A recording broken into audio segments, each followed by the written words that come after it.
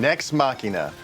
With strong ties to arcade classics like Roboton, the twin-stick shooter from Housemarque is a frantic, greed-filled, secret-laced score attack masterpiece that needs more love. Today we'll look at this intense and beautiful action game played on the venerable Steam Deck and hopefully turn you on to this fantastic title. Stick around.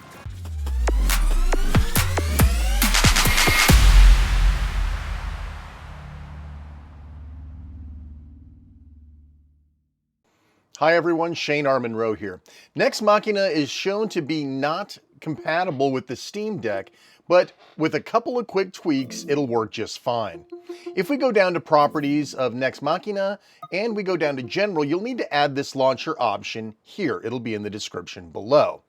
Along with that, you might want to go ahead and change to a GE Proton compatibility layer, but other Protons will probably work fine. This is just what I happen to use. Now this game is an older game, and unfortunately their high score servers are offline. So if you're hoping to score chase with a buddy, probably not going to happen unless you want to send screenshots through Discord or something.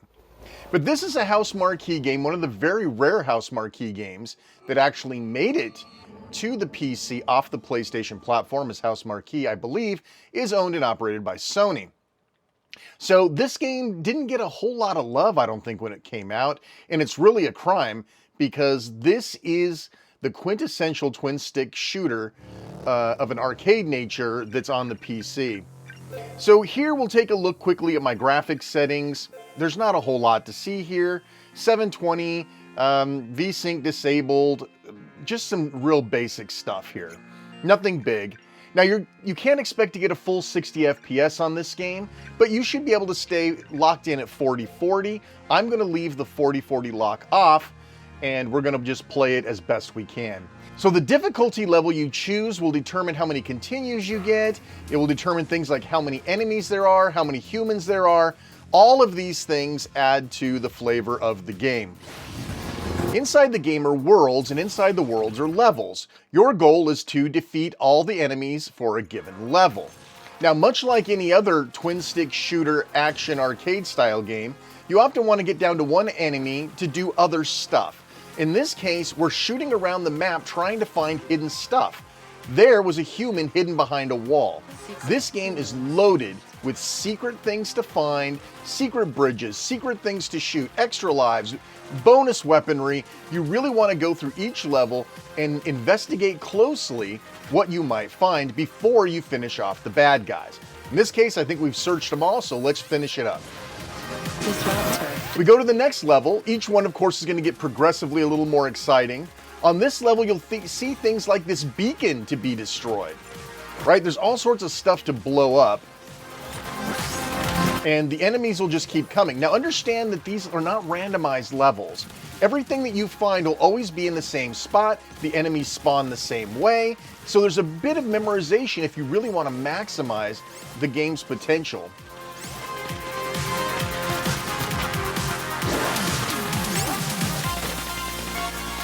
You see, I shot that, and a bridge appeared. Check this out. There's these little particles over on the side that made a bridge appear.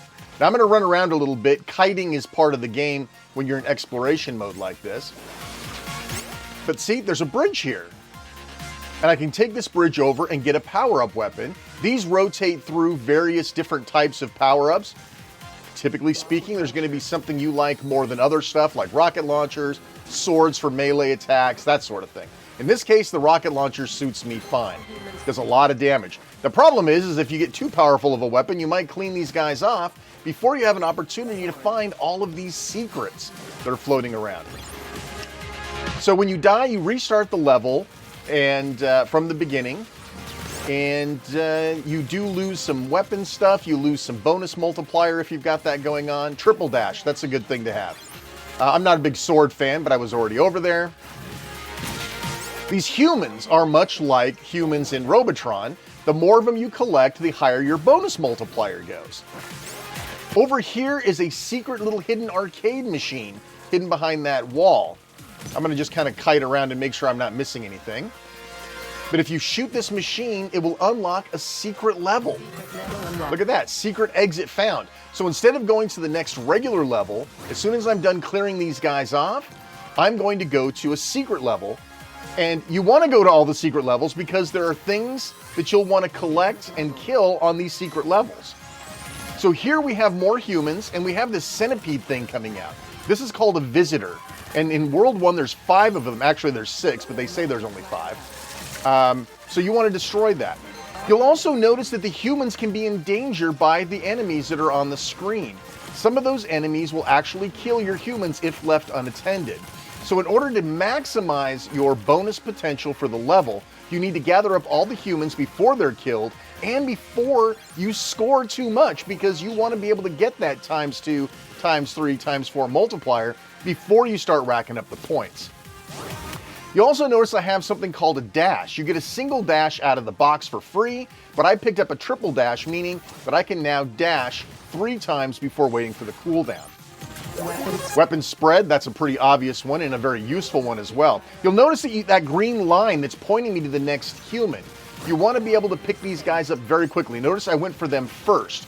That's not always the best plan depending on the level. Notice there's an extra life hidden in the upper left right there. You'd easily miss that if you weren't running around trying to shoot.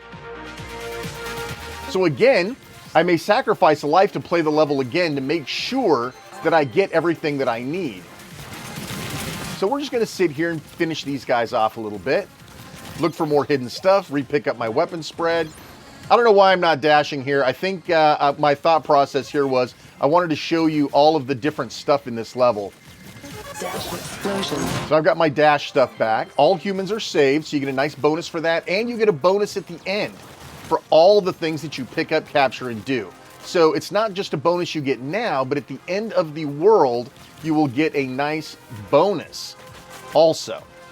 You'll also see here, I'm just running around trying to blow stuff up. Not everything does something, but a lot of stuff does stuff. So you just got to figure out what it is. There's another little bridge here, but I can't get across, so I'm kind of trapped, so I'm going to have to finish my way out. Okay, and so that's basically the rigmarole. Go to a new level, save all the humans, get as high a multiplier as you can, find any sort of hidden items, destroy any visitors that are visiting, right, like that centipede right there, right, and learn where everything is. You'll also notice I got a bonus for dashing at the end of the level. This game is filled with hidden stuff, secrets, things that are hidden behind walls, things that you're always being surprised to find out. You can dash through these lasers, by the way. Dashing makes you invincible for a very short period of time. Having triple dash is most useful. You'll want that picked up as soon as you can. Now you see I picked up the last human. Oh, I just lost a shield. I'm going to dash around. I'm going to look around a little bit. Oh, there was another arcade cabinet to find another secret level. I want to make sure I'm not missing anything else before I kill that guy off. And of course, you get bonuses for not dying. Now, here's another interesting little mechanic. See, the humans are locked up behind a wall. You have to actually do something to unlock the humans. Killing a certain number of people, whatever, but they're locked up until that criteria is met. Then you can save them. In this case, there's not much to find on this level because it is a secret level. Most secret levels don't have other secret stuff in them. But you also get the no death clear bonus, and we move forward. Now we have a bullet hell situation. We have somebody, some enemies shooting off random shots of bullets. You can kill those, much like almost any enemy can be killed. But you have to be careful. I mean, there's a lot going on here. It's very easy to sit and watch and go, it's easy. But I mean, I am dashing, I am shooting the right direction. I'm trying to pick up human combos. It's frantic, but if that's what you're buying here. You're buying Fast and Furious arcade craziness. So you'll notice, see, my human's getting killed right there. So I dashed my way in and got him out of there. Obviously, you'll have more enemies show up, different enemies show up. Shield, of course, gives you a free hit and momentary invincibility. Tons of stuff to do here. I still have a rocket launcher. I tend to forget that I have these secondary weapons. In this case, you'll notice that the humans are hidden behind lasers, and you can destroy the laser generators in some cases, on this level anyway, to get to the human. I did not time my I did not time my dash very well right there, so I had to use my shield to continue surviving.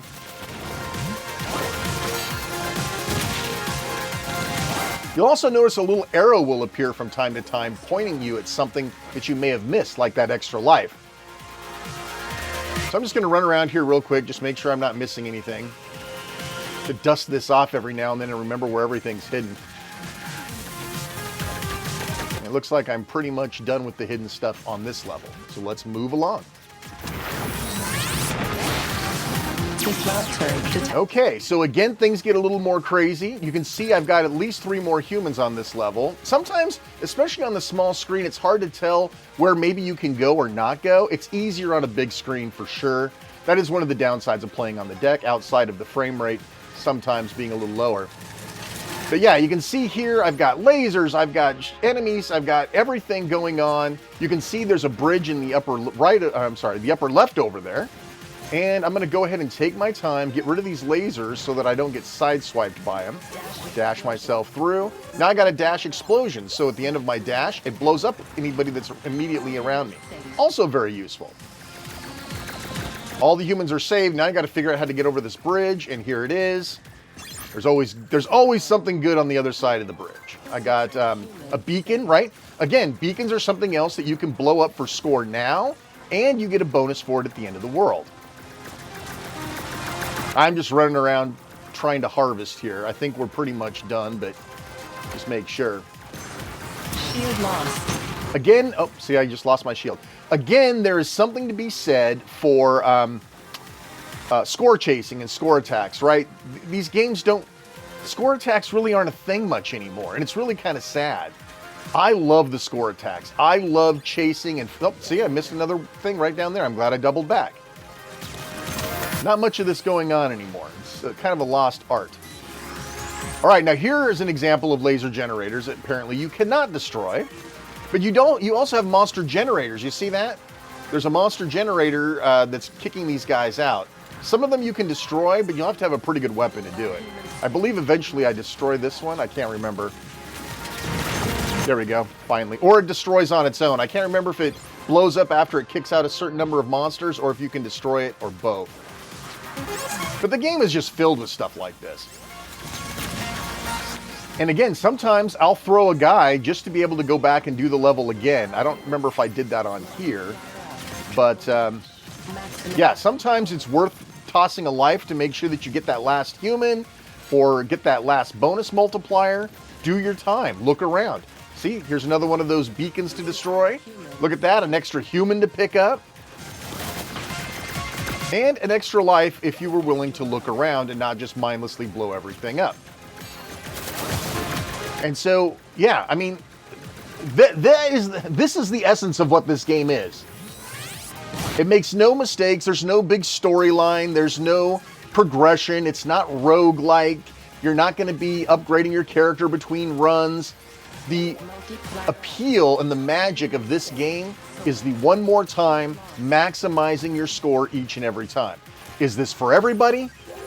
Not for everybody, but I sure love it. And I know if you're a Roboton fan, if you're a fan of twin stick shooters in general, you can't sleep on this game. You got to pick it up. It is just simply magic, and to play it on a large screen at high frame rates, I mean, listen, it's fine. We're playing at 50 to 60 most of the time here. But if you really want to see this game shine, pop it onto a well-endowed PC and check it out on a big screen, because damn, this game is gorgeous. I mean, it's gorgeous on the deck, don't get me wrong, but on a big screen with, maximum frame rate. And yeah, put on headphones. The audio is fantastic, as you can hear behind me. The audio, the music, it's a class act production, and I'm really sad it didn't quite get as much love as it could have. All humans saved.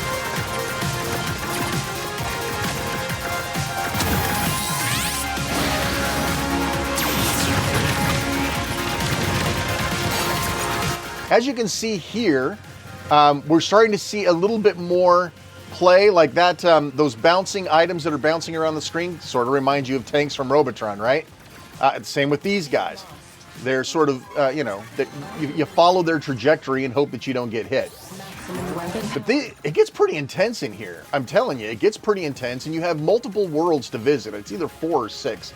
But you have a lot of worlds to visit. They have disparate graphics. There are new things to see, new things to do. And I'm just exploring before I kill that last guy. Okay, now here's a little something different. Sort of a third-person perspective. This is how you know a boss is coming, I do believe, is when they do something like this, because it's about time for boss mode. Yes, so you do have a boss at the end of the world, and you clear off all of his little minions, get your bonus multiplier up quickly using the humans. Hope you have some good weaponry, because the bad guy is coming. Pick up the extra goodies, pick up the detonators, pick up everything, finish these guys off, and the big boss will appear momentarily. All humans saved.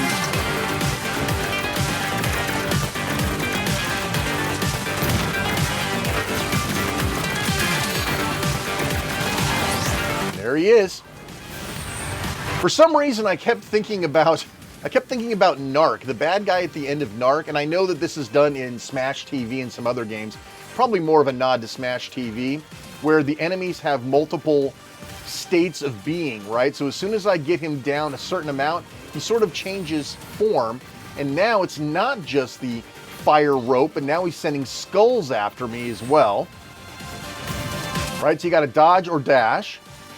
Then when you get him down below another certain level, he's gonna add more stuff to his repertoire.